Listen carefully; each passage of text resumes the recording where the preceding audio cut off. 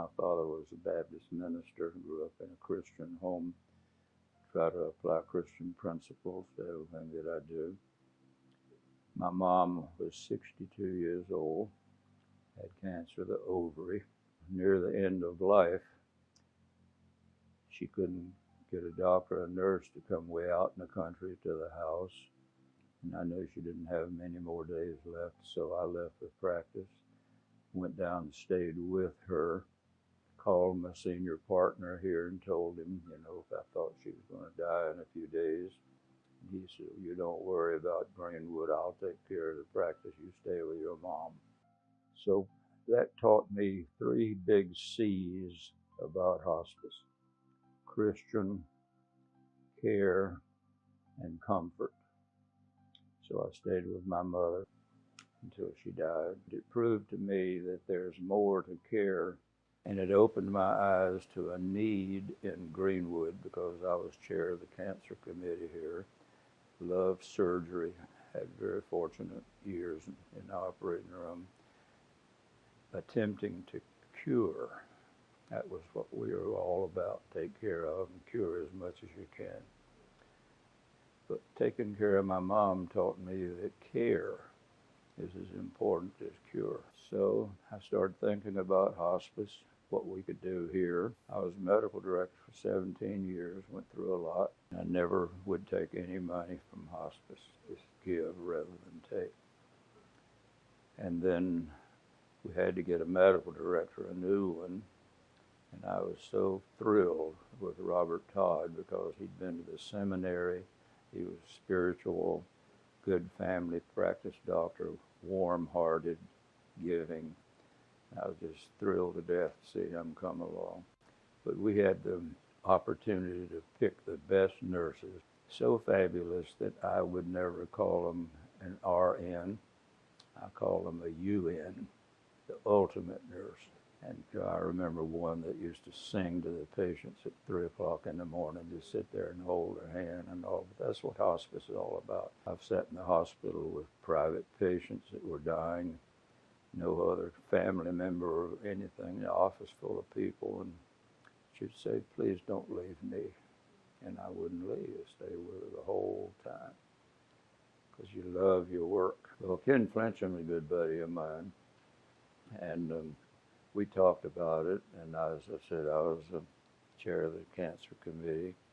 I'd been chief of staff at the hospital, had a lot of accolades and whatnot.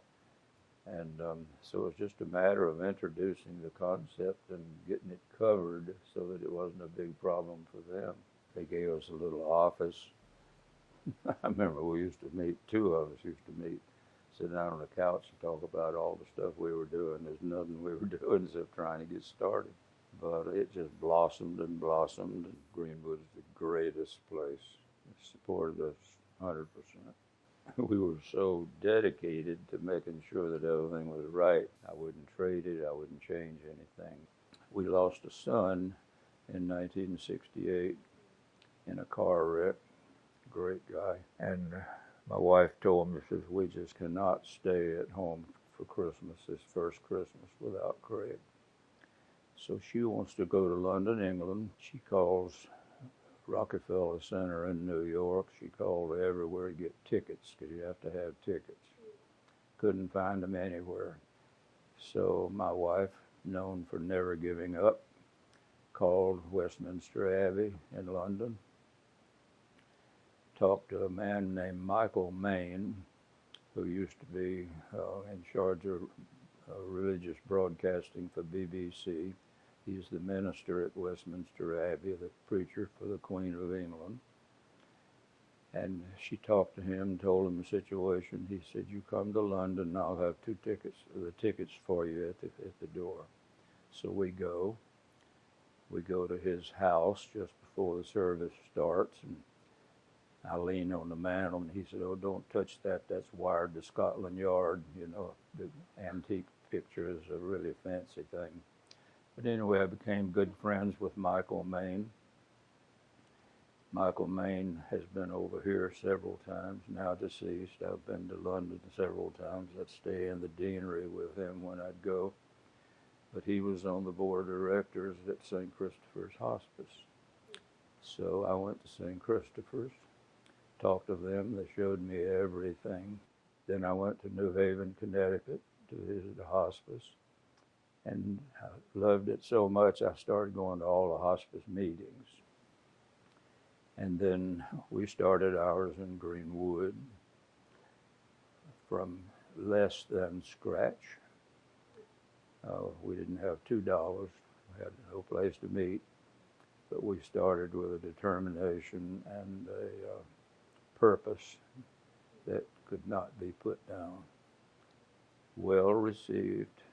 That's the way it got started, and the rest of it's just ballooning. Several highlights. This building is a highlight.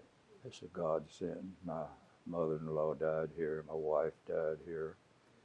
Got some things named around here in honor of them. I don't see how anybody could do without hospice. And I'm so pleased with Greenwood's progress. We've had lots of awards, great leadership, and I hope that's what we've accomplished by Christian comfort and care. Very proud to be a part of it.